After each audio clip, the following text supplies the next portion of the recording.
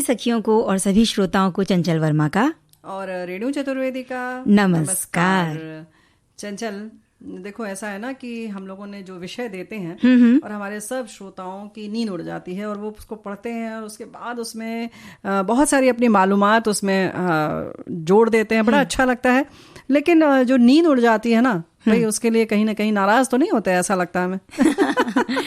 भाई नींद ऐसी है, सबके लिए जरूरी है, लेकिन कुछ ना कुछ कारण कभी कभार ऐसे हो ही जाते हैं कि नींद उड़ा देते हैं। जी, तो नींद पर आज हम चर्चा जरूर करेंगे, लेकिन उसके साथ साथ आज सखी विशेष के लिए हम बात करेंगे दूती चंद की। और भाई एक नाम बस चंद है, लेकिन इनकी जो उपलब्धियां हैं वो बहुत हैं, बेशुमार हैं, तो उनके बारे में आज हम बात करेंगे। और एक खास करियर का दिन है ना। हाँ, करियर का दिन है। वेब डिज़ाइन में करियर के बारे में हम जानकारी देंगे, क्योंकि कंप्यूटर से आज हर एक कोई भी अटैच है और कंप्यूटर मोबाइल में भी आ गया है एक तरीके से देखा जाए तो हम अपने ईमेल चेक करना है, काफ़ी सारी चीज़ें, बहुत सारी वेबसाइट्स पे जब हम विजिट करते हैं तो उसके लिए ज़रूरी नहीं कि डेस्कटॉप हमारे सामने होना चाहिए, मोबाइल के जरिए हम अलग अलग साइट्स पे सर्फिंग कर सकते हैं। हाँ, इस पर हम बाद में बात करेंगे। भाई आज बहुत सारे जो विश्व दिवस है, विश्व जूनोसिस दिवस, हाँ, इसके बारे में तो चर्चा करेंगे ही। जो हमारे घर में हम प्यारे प्यारे जीव जंतु पालते हैं, उनसे क्या दिक्कतें हो सकती हैं या हमें खुद क्या सावधानी रखनी चाहिए। प्यार मोहब्बत करें लेकिन साथ में। लेकिन एक और खास दिन है आज चंचल, जो आज तो नहीं है लेकिन उपलब्धि जब मिलती है, हाँ, या 4 दिन बाद हो, दिल करता है कि उसको मिल बांट लिया जाए, खुशी की बात हो तो ज़रूर साझा किया जाए। तो शिरीषा बांदला के बारे में हम बात करना चाहते हैं, उनको ढेर सारी शुभकामनाएं देना चाहते हैं। और वो किस लिए? वो इसलिए कि अंतरिक्ष यात्रा करने वाली भारतीय मूल की वो दूसरी महिला बनने वाली हैं। इससे पहले जो महिला थी जिन्हें ये उपलब्धि हासिल हुई थी वो थी कल्पना चावला जी। तो ये 11 जुलाई को ये होने वाला है, ऊंचाइयों से भी आगे जाने वाली हैं ये, इनका जो है यात्रा बहुत लंबी करने वाली हैं। तो 6 अंतरिक्ष यात्रियों में से एक है और बतौर रिसर्चर इस मिशन से जुड़ी हुई है, यानी शोधकर्ता के तौर पर जुड़ी हैं। और शिरीषा के दादाजी खुद एक कृषि वैज्ञानिक हैं और ये उनकी होनहार पोती जो बचपन से कुछ बड़ा करने की चाहत लिए थी मन में। तो भाई ऐसा है ना कि हम सिर्फ इसलिए आज चर्चा इनकी कर रहे हैं कि ये आंध्र प्रदेश के गुंटूर में जन्मी और 11 जुलाई को जाएंगी। लेकिन ढेर सारी पूरे श्रोताओं की ओर से, विविध भारती राष्ट्रीय सेवा की ओर से और सब श्रोताओं और देशवासियों की ओर से इन्हें ढेर सारी शुभकामनाएं देते हैं, बधाई देते हैं। और परिवार में ही ऐसा माहौल रहा कि दादाजी इनके कृषि वैज्ञानिक हैं, इनके पिताजी भी वैज्ञानिक हैं। छोटी सी उम्र में ही ये चली गई थी अमेरिका अपने माता पिता के साथ में।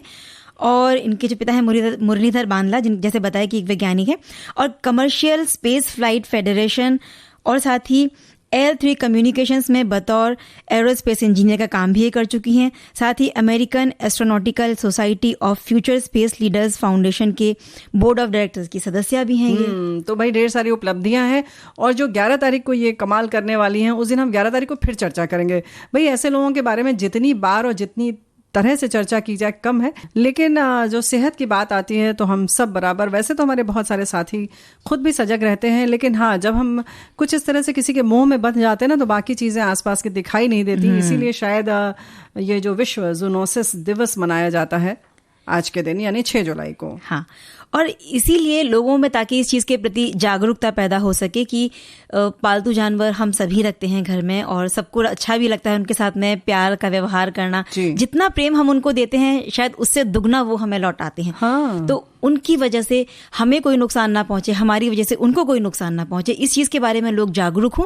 इसके मद्देनजर 6 जुलाई के दिन वर्ल्ड जूनोसिस डे यानी कि विश्व जूनोसिस दिवस हम मनाते हैं। बिल्कुल। फ्रांसीसी जीव वैज्ञानिक लुई पाश्चर के नाम से बहुत सारे लोग जानते हैं कि उन्होंने बहुत सारे ऐसे शोध सामने लाए और जिनसे कि एकदम तहलका मच गया। 6 जुलाई 1885 को पाश्चर ने रेबीज के खिलाफ पहला टीका सफलतापूर्वक बनाया और शायद इसीलिए ये दिन बन गया कि हाँ, रेबीज जैसा टीका है, सब जानते हैं या नहीं भी जानते हैं तो आप समझ लीजिए कि हमारे जो घर में या वैसे भी कुत्ते के काटने से जो तकलीफ हो जाती है, बीमारी हो जाती है, उससे बचने के लिए इन्होंने टीका बनाया।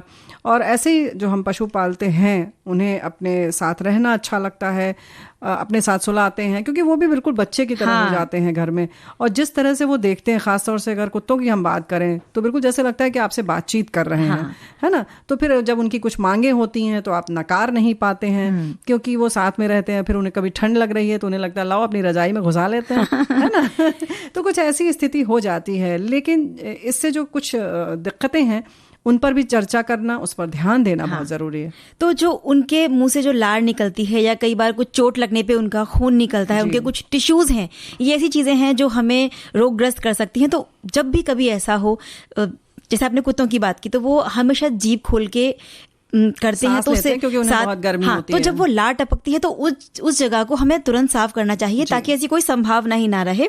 और इन बातों को ध्यान में अगर हम रखेंगे तो इन चीजों से बच भी सकेंगे। बिल्कुल, क्योंकि जानवर और इंसानों के बीच होने वाली जो बीमारियां होती हैं उन्हें हम जूनोटिक डिजीज कहते हैं। तो ये जो इसमें बहुत तरीके की हैं, बहुत नाम इतना महत्वपूर्ण नहीं है, लेकिन हाँ, जैसा कि बराबर जब से लुई पाश्चर ने इस तरह से किया, तो फिर तो जाहिर है कि आगे और भी इसमें संभावनाएं हैं, शोध होते रहेंगे, लोग खोजते रहेंगे। तो इनकी जो बीमारियां हैं वो, उसके बारे में बहुत सारी बात हुई। तो उसमें जैसे एंथ्रैक्स, बर्ड फ्लू, रेबीज जैसे बात हो रही है। रेबीज तो बहुत सामान्य तौर पर जानते हैं, ये जानलेवा भी होती हैं, तो इनको ध्यान में रखना चाहिए। और घर में जब भी हम रखें इन अपने प्यारे प्यारे जीव जंतुओं को, तो ख्याल रखें, है ना? और उनका वैक्सीनेशन टाइम पर करवाएं, इस चीज का बहुत ख्याल रखना जरूरी है, क्योंकि इनकी बीज से होने वाली जो बीमारियां हैं, जानलेवा अगर नहीं भी हैं, तो हमारी जो तुरंत निर्णय लेने की क्षमता है उस पर असर डालती हैं। और जो गर्भवती महिलाएं हैं, उनको अगर किसी तरह का कुछ तकलीफ हो गया जानवरों की वजह से, तो उनके जो गर्भस्थ शिशु हैं वहां तक वो जा सकती है, इसलिए उनको तो खासतौर पर ध्यान रखना चाहिए। तो जैसे हम तो बात कर रहे हैं कुत्ते की, लेकिन ऐसे ही बिल्लियां भी बड़ी प्यारी होती हैं, है ना? तो वो भी ऐसे ही कुछ जबरदस्ती अपने मन का करवाना चाहती हैं, आपसे कुछ लेना चाहती हैं, आपके साथ खाना चाहती हैं, चाहते भी हैं। तो इन सब का ख्याल रखें, उनके थोड़े बर्तन अलग रखें, और कहीं संपर्क में आ गए तो तुरंत साफ सफाई का ख्याल रखें। हाथ, अगर आपने उनके जैसे रोए गिरते हैं, कुछ ऐसी बीमारी भी हो जाती है कि उनके रोए जगह जगह गिरते हैं, तो उसकी पूरी तरह से साफ सफाई का ख्याल रखें। उन्होंने आपको कहीं चाट लिया है तो आप उस स्थान को, अपने शरीर के उस अंग को तुरंत धोएं, साफ रखें। और खास तौर से छोटे बच्चे अगर होना चंचल, तो बहुत ज्यादा ध्यान रखने की जरूरत होती है। और इसी तरह से हम गायों की बात करें, क्योंकि गांवों में जब पशुपालन होता है तो वहाँ गायों का पशुपालन ज्यादा किया जाता है। क्यों, शहर में भी तो गाय पालते हैं ना, तो भाई शहर में भी गाय पालिए, इसका मतलब नहीं गाय मत पालिए, लेकिन हाँ, ये है कि जो गाय पालते हैं उसमें कुछ चीजें जरूर ध्यान रखनी चाहिए ना? अगर उस समय जब आप देखते हैं कि गाय को कुछ भी बीमारी हुई है, वो बीमार है जिस वक्त, तो उस वक्त उनके दूध का सेवन ना करें। खासतौर से संक्रमण वाली बीमारी है, जैसे ट्यूबरक्लोसिस की अगर हम बात करें, अगर वो है तो उस ऐसी गाय का दूध पीने से इसमें हमें भी होने की संभावना हो जाती है। और एक बात कि जो लोग मांसाहार का सेवन करते हैं, तो जो रोगी पशु पक्षियों का मांस अगर हम सेवन करेंगे तो वो रोग हमारे शरीर तक पहुंचने की संभावना होती है। तो इन चीजों का भी ख्याल रखना जरूरी है। बिल्कुल, ऐसे ही जैसे कि पहले हमने कुत्तों की बात की, तो कुत्तों में अगर खुजली है तो वो हमें भी हो सकती है। तो अगर वो किसी संक्रमण से गुजर रहे हैं तो उन्हें तब ज्यादा एहतियात रखें, उन्हें अपने से दूर रखें। उनका इलाज तो करवाएं ही, और वाकई वैसे जो लोग पालते हैं वो करवाते रहते हैं, लेकिन खासतौर से जब अगर वो बीमार हैं किसी समय, खासतौर से हम जैसे बीमार होते हैं वैसे वो भी बीमार होते हैं, उस समय उन्हें थोड़ा सा अलग रखें और उनका ठीक से इलाज आदि करवा लें। बिल्कुल, क्योंकि हम मनुष्य हैं, इंसान हैं, तो हम बुद्धिजीवी हैं, हम अपना ध्यान खुद रख सकते हैं, लेकिन जो पशु हैं, जो इतने विकसित नहीं होते हैं बुद्धि के तौर पर, तो उनका ख्याल रखने की जिम्मेदारी हमारी है। अगर हमने उनको पाला है तो उनकी जिम्मेदारी उठाने की भी हमें क्षमता होनी चाहिए। और अगर लेकिन ये बात तो है जो तुम कह रही हो ना, समझदारी की बात, उनका तो विकास ऐसा होता है कि अगर उन्हें सिर्फ इशारे से बता दो कि नहीं तुमको दूर रहना है, तो वो दूर रहेंगे। और आपने खुद ही उनको प्रशिक्षण दिया है, तो जाहिर है कि वो आपकी सारी बातें मानते हैं। और ख़ासतौर से कुत्ते तो बिल्कुल मानते हैं, इतने ज़्यादा वफादार होते हैं। तो इन सारी चीज़ों का ख्याल रखें। बैक्टीरिया, वायरस, पैरासाइट्स, ये सब जो चीज़ें हैं ये जल्दी ही बीमारी फैलाती हैं, और ये सारे जो है जानवरों में बहुत जल्दी होता है, और फिर वो दूसरी तरह से हमारे पास आ जाते हैं। तो इस तरह से बिल्कुल ध्यान रखना चाहिए। सिर्फ ऐसा ही नहीं है, हम कुत्ते बिल्ली और इनकी बात कर रहे हैं, कुछ लोग गिलहरी पाल लेते हैं, खरगोश होते हैं, और भी जीव जंतु पालते हैं। तो ये वैसे तो ये पालतू जानवर नहीं है, जंगली जानवर है। और आज जो है वो जेनेटिक्स जो दिवस है उसके लिए तो खास तौर से जूनोसिस दिवस जो है ये इसलिए है कि पालतू जानवरों के लिए। तो फिर भी हमारे शौक हैं, हम पाल लेते हैं। लेकिन जैसे चंचल तुमने कहा ना कि इन सब का ख्याल रखें, कि उन्हें समय समय पर टीके लगवा दें। और इनके पास जो होता है ना, जो अगर हम उनकी साफ सफाई ठीक से नहीं रखते हैं तो उनके पास मच्छर, मक्खी ये सब आते हैं, और फिर उसकी वजह से भी बहुत सारे संक्रमण की संभावना बढ़ जाती है। इसीलिए पालतू जानवर ही नहीं, जो अन्य कीड़े मकोड़े हैं जैसे मक्खी मच्छर, उनसे भी हमें बचना चाहिए, क्योंकि उनका डंक जब लग जाता है तो कई बार वहां सूजन आ जाती है, दर्द कई दिन तक नहीं जाता है। तो डंक अगर नहीं निकलता है तो वो हिस्सा ठीक भी नहीं होता है। पहले डंक निकालना ही पड़ता है और उसके बाद फिर उसका इलाज करना पड़ता है। और रेणु जी, जानवरों से होने वाली इन सभी बीमारियों का बचाव भी और उपाय भी, ये सब हमारे ही हाथों में है। बिल्कुल। इसलिए घर में अगर हमारे पालतू जानवर हैं तो उनकी साफ सफाई का बहुत खास तौर से ख्याल रखें। उनको छूने के बाद या उनके साथ अगर हम खेल रहे हैं, मस्ती कर रहे हैं, उसके बाद में अपने हाथ जरूर साबुन से धो लें। और अगर ऐसी कहीं हम बाहर लेके गए हैं जहां वो भी मिट्टी में हुए, हम भी हुए, तो आकर अपने कपड़े भी जरूर से बदल लें। मच्छरों की वजह से भी बहुत सारी जानलेवा बीमारियों का खतरा बना रहता है, इसलिए उनके द्वारा बचाव के उपाय भी हमें करने चाहिए। और जो भी हमारे घर में है, चाहे वो गाय हैं, कुत्ते बिल्ली हैं, समय समय पे उनका वैक्सीनेशन जरूर करें। बिल्कुल। तो आज का दिवस विश्व ज़ूनोसिस दिवस इसीलिए मनाया जाता है। और सिर्फ ऐसा ही नहीं है कि हम आप जानकारी बढ़ाएं, बल्कि इस दिशा में और भी जो शोध हो रहे हैं उनके लिए भी ये दिवस है कि वो इस दिशा में और भी जानकारियां हासिल करें कि क्या क्या संभावनाएं हैं और कैसे बचा जाए इनसे। जब बात आती है करियर की, तो आज हमने जैसे कहा कि वेब डिज़ाइनिंग, तो हमारे साथी लिखकर भेज रहे हैं कि आज इंडस्ट्री में, हर इंडस्ट्री में वेब डिज़ाइनिंग की आवश्यकता है और इस क्षेत्र में करियर बनाने के लिए आपको क्रिएटिव होना ज़रूरी है। डिज़ाइनिंग के लिए अच्छा आर्टिस्ट होना फायदेमंद होता है। इसलिए कला की बारीकी को सीखकर आप इस क्षेत्र में अच्छा करियर बना सकते हैं। जहां तक वेब डिज़ाइनिंग में करियर की बात है, इसे पूरा करने में जॉब के बहुत विकल्प हैं। वेब डिज़ाइनर का मुख्य काम वेबसाइट की रूपरेखा तैयार करना होता है। बिल्कुल। और इसी बारे में जानकारी हम दे रहे हैं क्योंकि इंटरनेट के जरिए बहुत सारे लोगों के संपर्क में हम बने रहते हैं, तरह तरह की जानकारियां हमें मिलती रहती हैं। और ज्यादातर कंपनियां अपने व्यावसायिक संबंध और लेन देन में भी ऑनलाइन रखने में ही विश्वास रखती हैं। हमारे युवा जो हैं वो इसी उहापोह में रहते हैं कि 12वीं के बाद अब उन्हें क्या करना चाहिए। जहां अगर वो जाते हैं, किसी करियर को चुनते हैं, तो जहां बहुत ब्राइट उनको अवसर मिले आगे चल के। तो इस लिहाज से अगर हम देखें रेणु जी, तो वेब डिजाइनिंग में बहुत सारी संभावना है आगे जाके।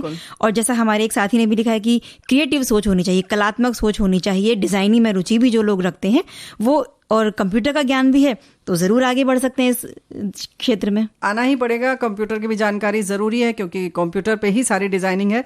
ऐसा नहीं कि आप कागज और पेंसिल लेंगे और डिजाइन करने लगेंगे, क्योंकि माउस की एक क्लिक हमें अपनी मनपसंद जानकारी तुरंत मुहैया करा देती है। ये है वेब डिजाइनिंग। तो जो डिजाइन कर देते हैं तो ऐसे हो जाता है। इसके बाद इसके साथ साथ इंटरनेट के जरिए हम शॉपिंग करते हैं, टिकट बुक करते हैं, बिलों का भुगतान करते हैं, बहुत सारे और जो काम करते हैं, मनोरंजन के लिए भी इंटरनेट का हम सहारा लेते हैं। तो चंचल, इसमें क्या होता है कि ये जो हम टिकट भी आप हमारे साथी जब बुक करते हैं तो समझ में आता होगा कि कई ऐसी साइट है जिसमें बड़ी आसानी से आपको सारी चीज़ें वहीं जानकारी मिल जाती है और आप मतलब कुछ नहीं भी आता आपको तो आपको कोई दिक्कत नहीं होती है। आपको आजू बाजू कहीं किसी का सहारा नहीं लेना पड़ता है।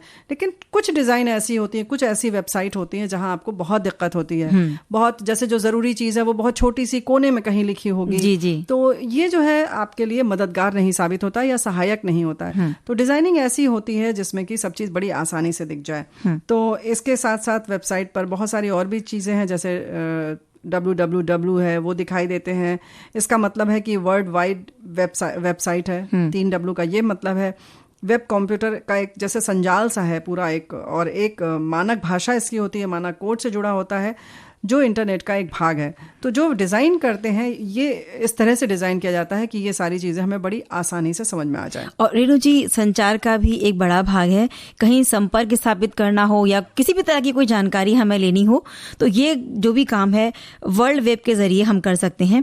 वेब मास्टर्स इंटरनेट पर जानकारी को बड़े आकर्षक तरीके से पेश करते हैं ताकि जो भी यूजर्स उनकी साइट पर आते हैं, विजिट करते हैं, वो उनको पढ़ें, वहाँ देखें। इस तरह से आकर्षक बनाते हैं कि कोई भी व्यक्ति जब सिर्फ होकर भी निकले तो वहां पर रुक जाए कुछ देर के लिए। वेब मास्टर्स अलग अलग संगठनों और व्यक्तिगत रूप से भी लोगों के लिए वेबसाइट्स बनाते हैं।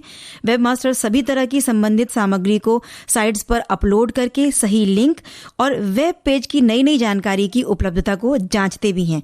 और वेब मास्टर्स साइट्स पर आने वाले जो विजिटर्स हैं, किस ने उनकी साइट पर विजिट किया, इसकी जानकारी भी वो लोग रखते हैं। बिल्कुल, तभी तो उन्हें पता चलता है कि इस साइट पर कितने लोग आए, यानी कि उन्हें अच्छा लगा। तो उनको ये पता चलता है कि लोग चाहते क्या हैं, और लोकप्रियता का भी पता लगता है। वही लोकप्रियता का ये कि हमें कितने लोग चाहते हैं। जाहिर है कि इसमें कुछ अच्छा है, तभी ज्यादा लोग इसे देख रहे हैं, तभी आपको पता चलता है। क्योंकि सामान में जो चीज बाजार में चीजें बिकती हैं, उनके बिकने से पता चल जाता है, उसका आकलन किया जा सकता है कि हाँ ये लोकप्रिय है या नहीं। लेकिन वेबसाइट में अगर लोगों ने देखा और नहीं पता चलेगा, तो आप कैसे मालूम करेंगे कि क्या चाहिए आम जनता को या जो भी ग्राहक है उनका। तो ये जानने के लिए वो ये भी जानकारी रखते हैं कि कितने लोगों ने उसको देखा। और इसी तरह से विक्रय के लिए भी सामान उपलब्ध हैं। ये इस पर भी हमने जैसे बताया कि वेब मास्टर की जिम्मेदारी होती है उसकी डिज़ाइनर की, कि संबंधित जो फॉर्म है, जो भी चीज़ें हैं, उसको बहुत सुविधाजनक बनाए। पैसे के भुगतान का भी ध्यान रखें कि उसमें बहुत आसान हो। ई कॉमर्स के प्रचलन की वजह से कई बड़े समूह इंटरनेट के माध्यम से अपने सामान बेच रहे हैं या विक्रय करते हैं, और वेब डिज़ाइनर संस्थानों की ज़रूरत के मुताबिक उनकी साइट को डिज़ाइन करते हैं। अलग अलग चित्रों, ग्राफिक्स, तरह तरह के फॉन्ट की सहायता से साइट को बहुत आकर्षक बनाते हैं। इसके साथ साथ ऐसा है कि बहुत सारी ऐसी कंपनी या संस्थान भी होते हैं जिनमें वो ये भी ऐसी भी कुछ डिज़ाइन बनवाते हैं ताकि उन्हें ये पता चले कि आज उनके संस्थान में कितने लोग आए, उन्होंने कौन सी चीज़ देखी। होटल में भी वो देखते हैं कि पिछली बार किस तरह के लोग आए, किस देश से लोग आए, किस शहर से ज़्यादा लोग आए, किसने मांसाहारी खाया, किसने शाकाहारी खाया। इस तरीके के पूरे आंकड़े रखते हैं और उन्हें इस बात से पता चलता है कि उन्हें किस चीज़ में अपना अच्छा करना है और किस चीज़ को कम करना है। ये सारी चीज़ें इसलिए होती हैं कि वो स्वयं का आकलन कर सकें। बिल्कुल, जो एक वेब मास्टर होता है उसके पास में कंप्यूटर का ज्ञान तो अच्छा होना ही चाहिए, लेकिन operating system, programming language, computer graphics, internet मानकों की जानकारी भी अगर हो तो उसे इस क्षेत्र में अगर आगे बढ़ना है तो सुविधा हो जाती है। कंप्यूटर साइंस में डिग्री लेने के अलावा इस क्षेत्र में जो भी लोग रुचि रखते हैं वो आधारभूत जानकारी रखने के अलावा भी इस क्षेत्र में आ सकते हैं। आजकल हर इंडस्ट्री में, लगभग देखा जाए तो हर इंडस्ट्री में ही डिजाइनिंग की जरूरत तो होती ही है। इसीलिए यदि करियर बनाना चाहते हैं जो भी हमारे सुनने वाले हैं इस क्षेत्र में, तो क्रिएटिविटी का जरूर से वो ध्यान रखें। बिल्कुल। तो भाई इसके लिए ऐसा है ना कि 12वीं के बाद इस क्षेत्र में अपना आप बना सकते हैं, इस क्षेत्र में जा सकते हैं।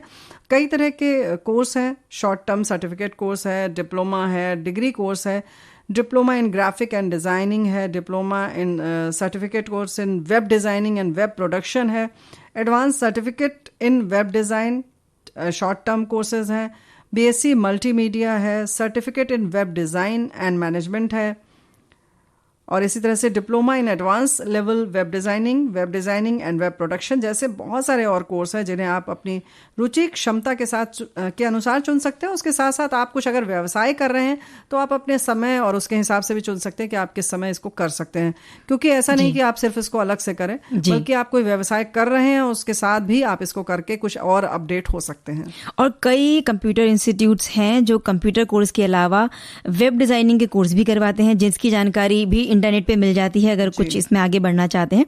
और ये एक ऐसा क्षेत्र है जहां हर दिन कोई ना कोई नई नई तकनीकें आती ही रहती हैं। जो लोग यहाँ काम करना चाहते हैं उन्हें भी इस बदलाव के साथ ही चलना होता है, क्योंकि हर दिन एक नई जानकारी के साथ में उन्हें आगे बढ़ना है। बिल्कुल। और ये क्षेत्र कुछ नया सीखते रहने के लिए भी होता है। और समय का यहाँ बहुत बड़ा महत्व है, क्योंकि अगर कोई भी काम आपने करना है वो निश्चित समय पे नहीं किया तो लोगों का भरोसा खो देते हैं आप। क्योंकि अगर आपकी वेबसाइट पे किसी ने विजिट किया और जो संबंधित जानकारी उनको चाहिए वही अगर वहाँ उपलब्ध नहीं है तो उस साइट पे जाने का कोई मतलब नहीं रह जाता है। तो यदि जो हमारे सुनने वाले हैं वो भी वर्ल्ड वाइड वेब की दुनिया में अपना कदम रखना चाहते हैं तो बहुत सारे विश्वसनीय अवसर हैं आगे बढ़ने के लिए। बिल्कुल। एक बार फिर हम हाजिर हो गए दुती चंद जी को लेकर, है ना? दुती चंद जो कि एक एथलीट हैं और ऐसी दौड़ लगाती हैं कि सबको पीछे छोड़ देती हैं। भाई दौड़ लगाएंगे तो पीछे जाएंगे ही सब लोग, क्योंकि बाकी तो दौड़ नहीं रहे होंगे। ऐसा नहीं है, और धावकों में भी ये सबसे आगे रहती हैं, ये बड़ी अच्छी बात है। और सबसे बड़ी बात यह है कि कुछ ना कुछ तो जो है कहना चाहिए ना कि इनके में खासियत है। तो वर्ल्ड यूथ चैंपियनशिप में भाग लेकर दुती चंद किसी भी अंतर्राष्ट्रीय प्रतियोगिता के फाइनल में पहुंचने वाली देश की पहली धावक बनी। ये हम आगे बताएंगे कि किस सन में बनी, है ना? बिल्कुल। तो ऐसी दुती चंद है जो शानदार प्रदर्शन उन्होंने बहुत सारा किया और लोगों के दिलों में अपनी जगह बनाने में कामयाब रही। पेशेवर व्यक्तिगत दोनों ही तौर पर वे भारत की सबसे होनहार खिलाड़ी एथलीटों में उभरकर सामने आई। और इटली में जुलाई 2019 में संपन्न यूनिवर्सिटी गेम्स में इतिहास इन्होंने रचा और ये वहां पर महिलाओं के ट्रैक एंड फील्ड इवेंट्स में गोल्ड जीतने वाली पहली महिला बन गई। और 2016 में ओडिशा माइनिंग कॉरपोरेशन में असिस्टेंट मैनेजर के पद पर भी नियुक्त हुई और भारत की ये पहली स्प्रिंटर हैं जो समलैंगिक हैं और इसकी जानकारी भी उन्होंने खुद दी है। 3 फरवरी 1996 को दुती चंद का जन्म उड़ीसा के जाजपुर जिले के चाका गोपालपुर गांव में हुआ। अत्यंत बहुत विपन्न परिवार था, यानी कि आर्थिक विपन्नता थी और ऐसे परिवार में आपने जन्म लिया। 7 भाई बहनों में तीसरी संतान है और दुती चंद और उनकी बड़ी बहन सरस्वती का 2006 में एक सरकारी खेल छात्रावास में दाखिला करा दिया गया था। अपनी बड़ी बहन से प्रेरित होकर उन्होंने भी दौड़ना शुरू किया। दुती चंद ने अपने जीवन के हर मोड़ पर बहुत कड़ी मुश्किलों का सामना किया, फिर चाहे उनकी परवरिश की बात हो या फिर 2014 में हुआ विवाद, है ना? बिल्कुल, इस विवाद के बारे में भी हम जिक्र करेंगे आगे। और 2019 में दुती चंद ने इस बात का खुलासा किया कि वे समलैंगिक हैं। वे बताती हैं कि जब इस बात का उन्होंने सबको बताया तो अपने ही परिवार का बहुत कड़ा विरोध जो हुआ उसका सामना ही नहीं करना पड़ा। और पहली बार 2012 में वो सबकी नजर में आ गई थी जब अंडर 18 नेशनल चैंपियनशिप 100 मीटर दौड़ जीतने के साथ साथ एक नया रिकॉर्ड भी उन्होंने बनाया था। और इसके बिल्कुल अगले ही साल 2013 में ओडिशा की इस धाविका ने पुणे में आयोजित एशियन एथलेटिक्स चैंपियनशिप की 200 मीटर स्पर्धा में कांस्य पदक जीता और नेशनल सीनियर एथलेटिक्स चैंपियन की 100 मीटर और 200 मीटर की स्पर्धाएं भी जीती। और उसी साल वर्ल्ड यूथ चैंपियनशिप में भाग लेकर दुती चंद ने किसी भी अंतर्राष्ट्रीय प्रतियोगिता के लिए फाइनल में पहुंचने वाली वो पहली महिला धावक बन गई। बिल्कुल।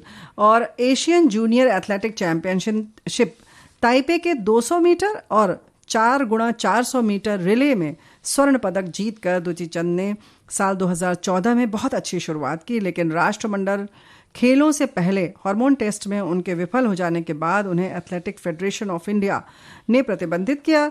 तब उनमें टेस्टोस्टेरोन की उच्च मात्रा पाई गई थी और इसे हाइपर एंड्रोजेनिज्म कहते हैं। इस तरीके की चीज़ें जो होती हैं उसमें पुरुषों के गुणों को नियंत्रित करते हैं ये ऐसे हार्मोन्स, और ये उनके समलैंगिक होने का सच भी है। लेकिन थोड़े दिन प्रतिबंधित रहने के बाद फिर भी वो संघर्ष करती रहीं। और जैसा आपने बताया कि वो संघर्ष करती रहीं, फिर इसके बाद दुती चंद को 2015 की जुलाई तक का इंतजार करना पड़ा, यानी कि इतने समय तक वो नहीं खेल पाई जी। फिर court of arbitration of sports ने यानी कि CAS ने उनकी याचिका पर एथलेटिक्स फेडरेशन ऑफ इंडिया के नियमों को खारिज करते हुए अंतर्राष्ट्रीय खेलों में भाग लेने की अनुमति दुती चंद को दे दी थी। दुती चंद मजबूती से इस चीज से उभरते हुए आगे आई और 2016 एशियाई इंडोर एथलेटिक्स चैंपियनशिप में दोहा के 60 मीटर वर्ग में नए राष्ट्रीय रिकॉर्ड के साथ कांस्य पदक उन्होंने जीता। बिल्कुल। और इसके बाद कजाकिस्तान में जी कोसानोव मेमोरियल प्रतियोगिता के 100 मीटर स्पर्धा में 11.24 सेकंड का समय निकालकर 2016 रियो ओलंपिक के लिए वे क्वालिफाई कर ली गई।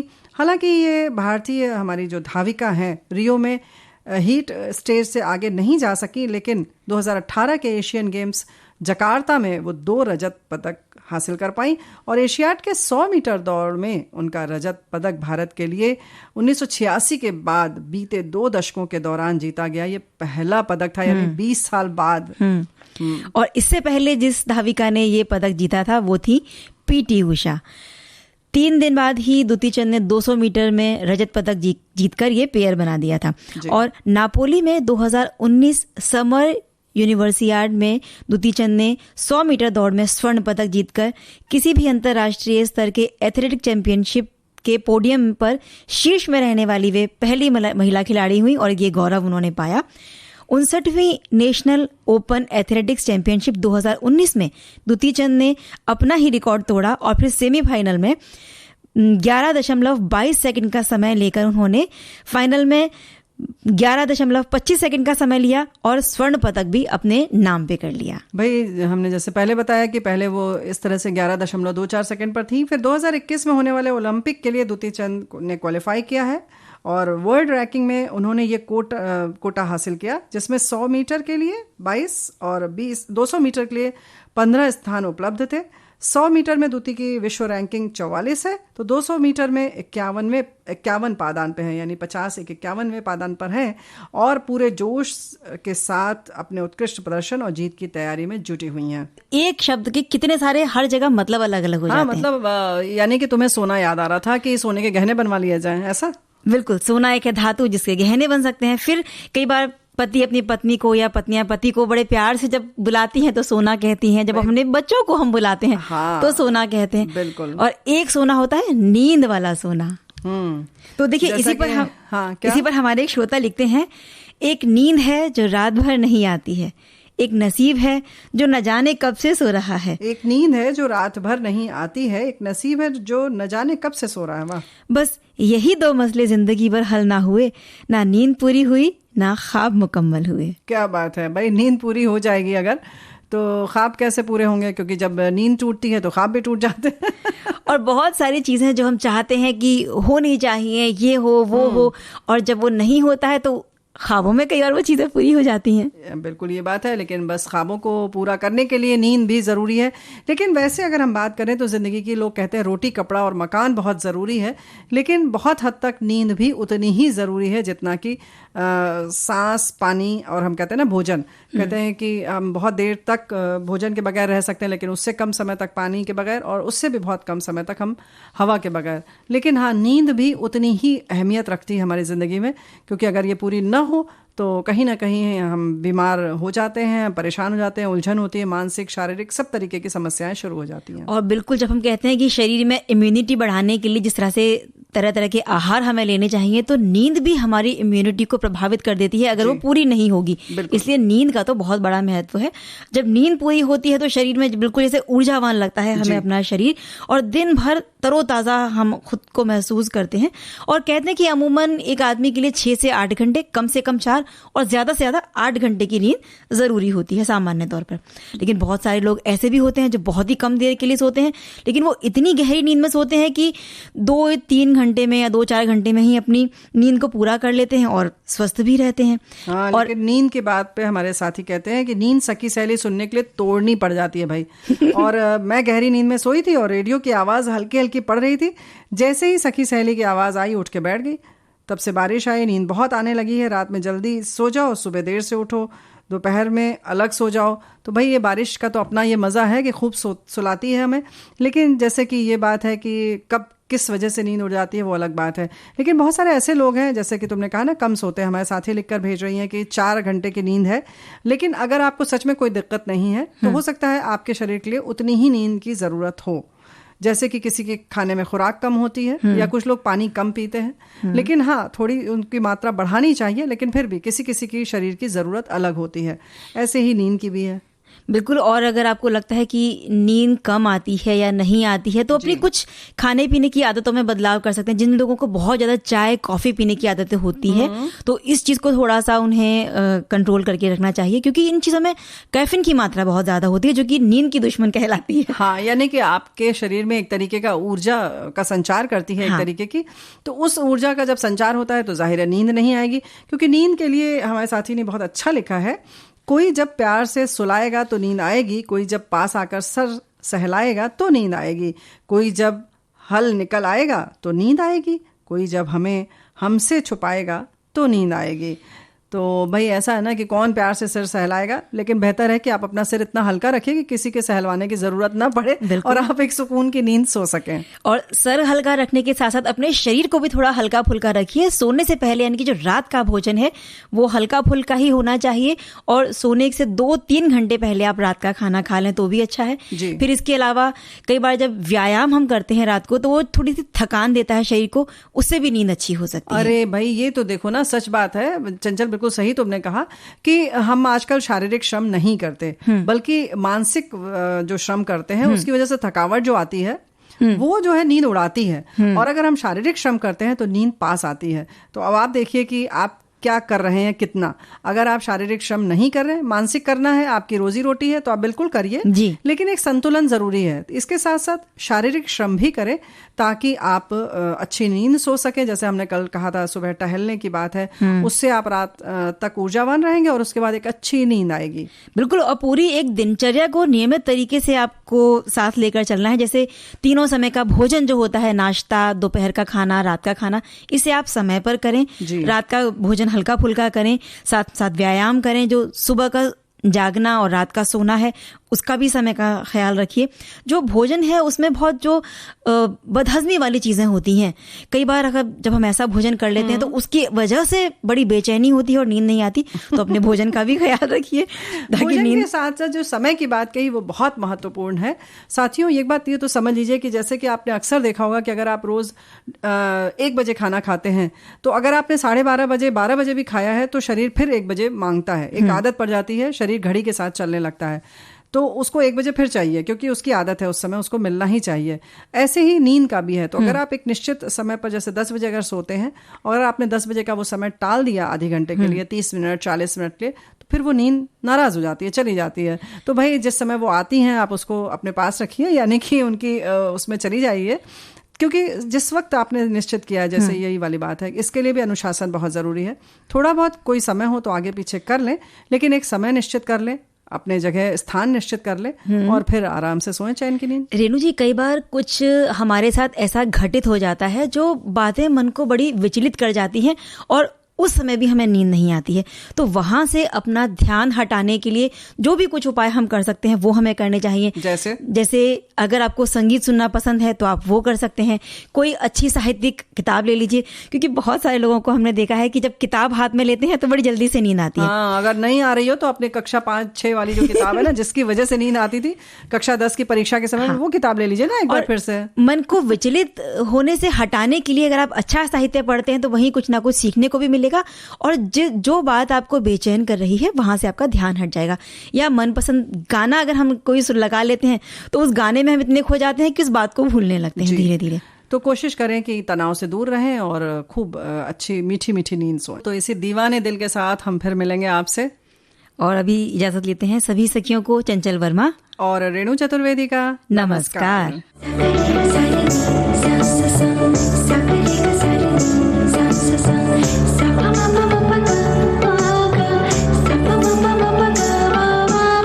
सखी सहेली।